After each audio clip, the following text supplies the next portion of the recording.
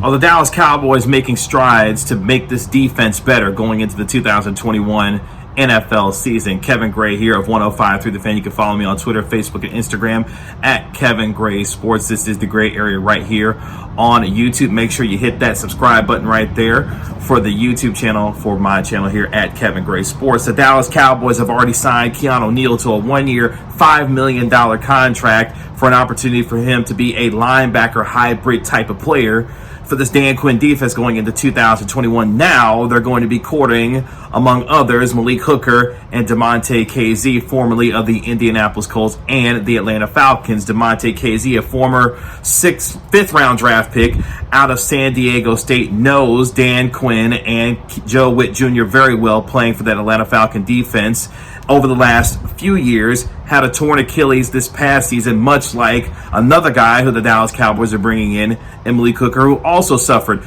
an Achilles tear during the 2020 NFL season. Both of them are ball hawks. Both of them are guys that can make plays on the football and play that prototypical center fielder that you're looking for in a cover three scheme that Dan Quinn appears to be trying to put together for the Dallas Cowboys in 2021. Damontae Kazee, a guy at 28 years of age, a little bit older than Malik Hooker at the age of 25, at one point led the NFL with 7 interceptions a few seasons ago. Malik Hooker, a product out of Ohio State, a former first-round pick, had some productive years in his first couple of years, but in the last couple, where he played in a Matt Eberflus defense, where Dallas Cowboys know that name very well, wasn't able to accentuate the strengths that he has as a football player and was not able to be as productive. And then couple that with the injuries that he had, you can see why Malik Hooker's on the free agent market right now, with opportunities from other teams to look at him as a bargain basement type of player in terms of the signing and the money that he could command,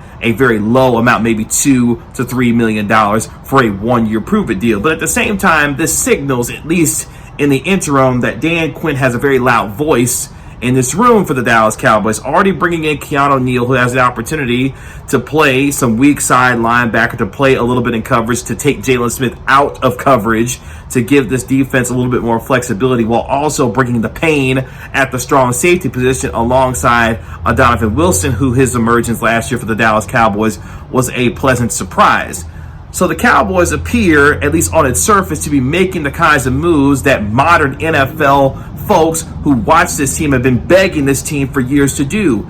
Invest in the secondary, specifically in the back end in terms of safety, to try and get this defense better, where an average defense in today's modern NFL, coupled with a really good offense, you could find yourself making a deep run in the playoffs in the NFC or in the AFC. And of course, for the Dallas Cowboys, the offensive side of the football appears to be intact. You've signed your franchise quarterback and Dak Prescott. You've got Ezekiel Elliott coming back. You believe you have a good offensive line coming back. Yes, with Tyron Smith and Leo Collins dealing with injuries from this past season. But at the same time, you still have Zach Martin, an all-pro right guard there. But more importantly, on the defensive end, can this defense get back to what they were in 2018? More importantly, for a guy in Jalen Smith, who will now have some additional help at the linebacker position with Keanu Neal's position flex.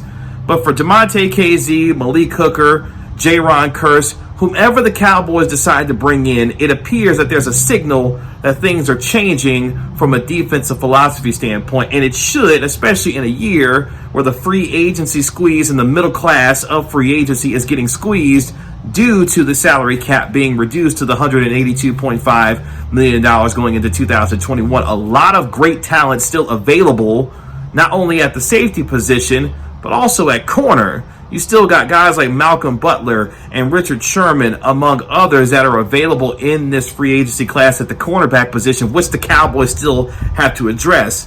But the fact that they have already decided to solidify their strong safety position and create some hybrid type of play and position flex with the signing of Keanu Neal, while still bringing in Damontae Kazee, Malik Hooker, Jaron Kearse, who could provide some depth for them at the safety position, also some special teams help.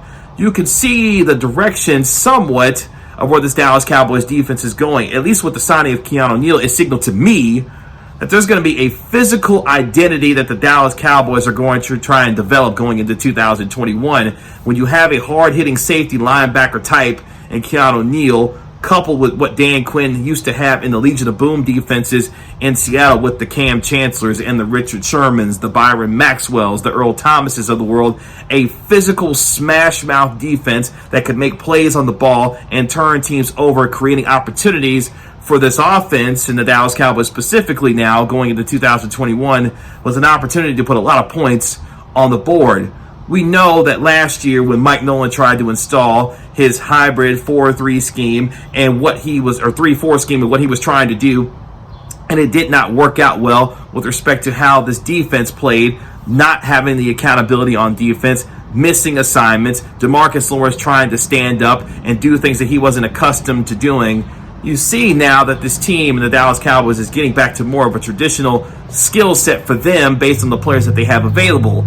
Jalen Smith, Leighton Vander Esch, and others, I think, will benefit from what Dan Quinn is trying to do for them in 2021. And more importantly, solidifying the back end of the secondary with a combination, I think, that you will bring in with Damontae Kazee and Malik Hooker and Jaron Kearse. I believe 2 of those 3 players will be signed by the time we get to the end of this free agency period, especially if the things work out physically in terms of the physicals for Damontae Kazee and or Malik Hooker, whomever you decide.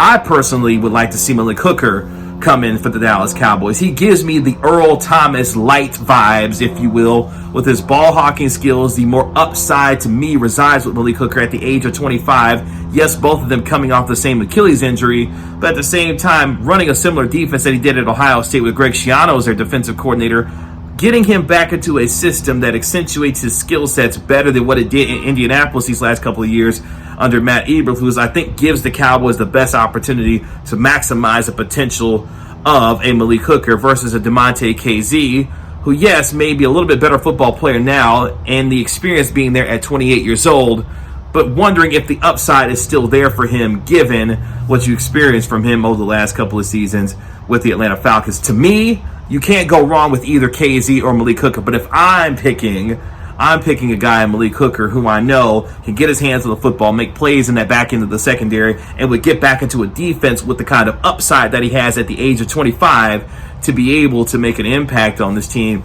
going into 2021. But nonetheless, it's important to watch the Cowboys continue to move, not only with the terms of the free agency moves that they're making with Keanu Neal having already been brought into the fold and potentially Damontae Kazee or Malik Hooker coming alongside, but also the signing of Brent Urban along the defensive line, one of the better interior defensive tackles in the NFL this past season. And more importantly, as you look toward the draft, after what you saw with Patrick Surtain blazing with a 4.42 240 at his Alabama Pro Day, it seems like this defense could be coming into focus, especially as Dan Quinn continues to put his imprint on this defense so far this offseason, which honestly is a good thing. Rod Marinelli's voice was a little too loud several years ago with drafting guys like Taco Charlton over TJ Watt, but it sounds like the credibility of a guy in Dan Quinn who had a Legion of Boom defense in Seattle, also taking a defense to the Super Bowl in the Atlanta Falcons, now has the opportunity to really put his stamp on this defense going into 2021 for the Dallas Cowboys. Only time will tell, but it appears that the direction is a good one based on what we've seen so far. The Dallas Cowboys always late to the party, going flea market flipping as they always do when it comes to free agency, but at least it now appears to be signaling the Cowboys may be moving in the kind of defensive direction that Cowboys fans have been wanting for years, not having invested in the safety position in depth in the first round since a guy like Roy Williams way back in 2002. So now it appears the Dallas Cowboys may be heading in the right direction. We'll see. Only time will tell if Damontae Kazee or Malik Hooker becomes the next member of the Dallas Cowboys, remaking maybe some of the identity that was missing from the physical brand and fast type of football this Cowboys team needs to play in today's modern NFL. You can find me on Twitter, Facebook, Instagram at Kevin Gray Sports. Be sure to like, comment, and subscribe to my channel here at Kevin Gray Sports on YouTube. And you can also catch me on the weekends with my partner, the two-time Hall of Famer, Chris Arnold, on your home of the Cowboys and Texas Rangers, 105.3 The Fan. This has been The Gray Area. We'll talk to you later. Peace.